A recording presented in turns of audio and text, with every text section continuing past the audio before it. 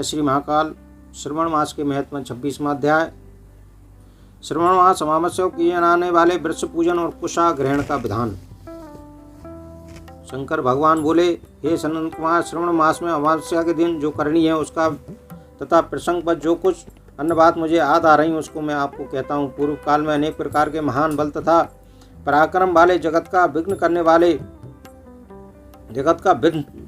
करने वाले तथा देवताओं को उत्पीड़न करने वाले दुष्ट उसके साथ अनेकों उद्योग मैंने शुभ वृषभ नंदेश्वर पर आरोहण होकर संग्राम किए, किंतु महाशक्तिशाली तथा महापराक्रमी उस वृषभ ने मुझे झुकने नहीं दिया और ना ही मुझे छोड़ा। अंधकासुर के साथ युद्ध में तो उस नंदीश्वर का शरीर विदीर्ण कर दिया, उनकी त्वचा कट गई, शरीर से रक्त बहने लगा और प्राण मात्र बचे रह गए थे। फिर भी जब तक मैंने उस दुष्ट का संहार नहीं किया तब तक नंदी धैर्य धारण कर मेरा वाहन करता रहा। उसकी इस दशा को मैंने जान लिया। तत्पश्चात उस अंधक का वध करके मैंने प्रसन्न होकर नंदी से कहा, हे सुब्रत, मैं तुम्हारे इस कृत्य से प्रसन्न वर मांगो, तुम्हारे घाव ठीक हो जाए, तुम बलवान हो जाओ, तो हमारा पराक्रम रूप पहले से भी बढ़ जाए। इसके अतिरिक्त तुम जो वर मांगोगे उसे मैं अवश्य दूंगा। नंदीश्वर बोले, हे देव, हे महेश्वर, मेरी कोई याचना नहीं, आप मुझ पर बहुत प्रसन्न है, तो फिर इससे बढ़कर क्या वैभव हो सकता है। यद्यपि हे भगवान, लोकोपकार के लिए मैं वर मांगता हूँ। हे शिव, आज श्रवण मास की अमावस्या है जिसमें आप मुझ पर प्रसन्न हुए हैं। इस स्थिति में ग्यों सहित उत्तम मिट्टी से निर्मित वृषभ की पूजा करनी चाहिए।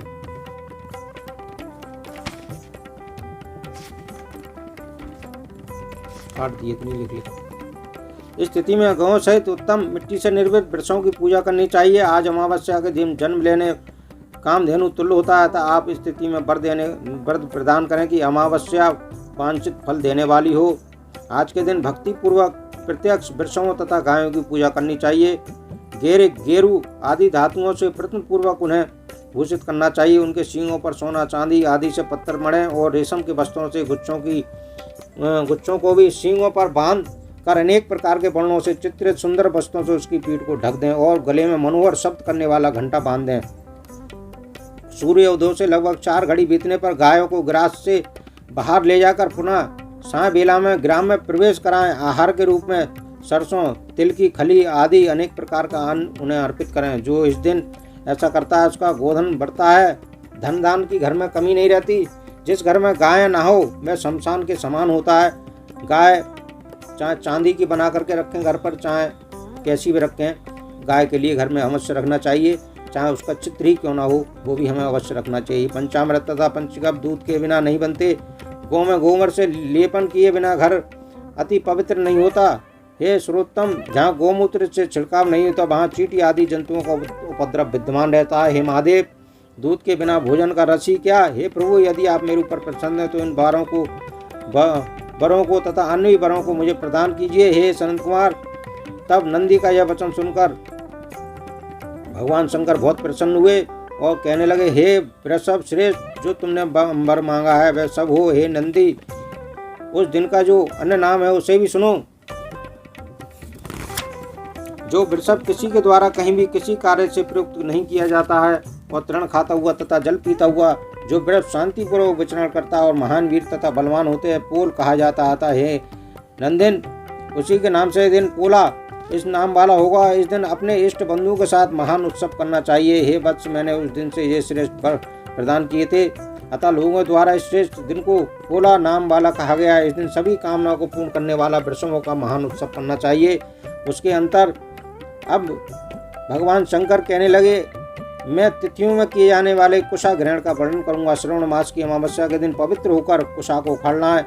वे कुशा सदा ताजे होते हैं, उन्हें बार बार प्रयोग में लाना चाहिए। कुशा काश, यव, दुर्वा, उसीर, शकुदन, गोधूम, गेहूं, ब्रीही, मूंज और बलवज ये 10 दर्भ होते हैं। ब्रह्मा जी के साथ उत्पन्न होने वाले तथा ब्रह्मा जी की इच्छा से प्रकट होने वाले हे दर्भ, मेरे सभी पापों का नाश कीजिए और कल्याण होइए। इस मंत्र का उच्चारण करके तदंतर ईशान मुख करके हूँ पट मंत्र के द्वारा एक ही बार में कुशा को उखाड़ लेने। ऐसे अग्रभाग टूटिए ना हो तथा शुष्क ना हो। हे हरित वर्ण के कुश शरद कर्म के करने के योग होते हैं और जड़ सहित कुछ देवता तथा जप आदि में प्रयोग होता है। 5, 7 पत्तों वाला कुश देव कार्य तथा पितृ कार्य के लिए श्रेष्ठ है। मूल सहित तथा गर्भयुक्त अग्रवाल वाले तथा मध्य तथा प्रदेश 10 अंगुल प्रमाण के 2 दर्भ पवित्र के लिए उपयुक्त होते हैं।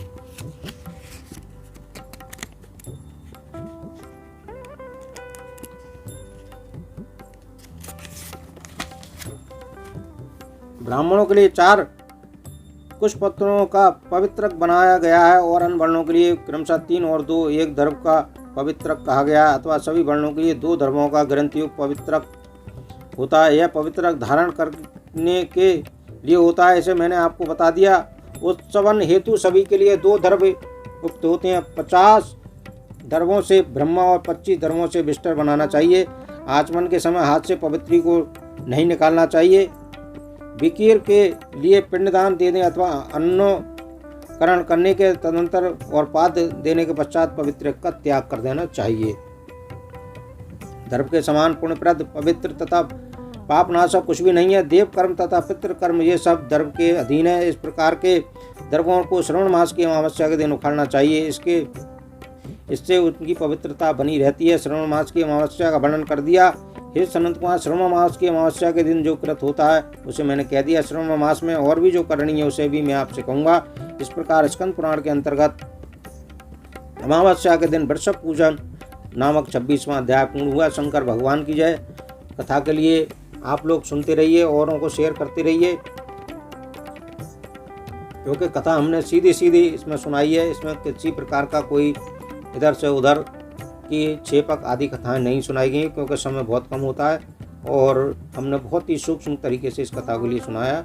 आप पुण्य के भागी बनिए। भगवान शंकर आपकी सभी मनोकामना पूर्ण करें। जय श्री महाकाल।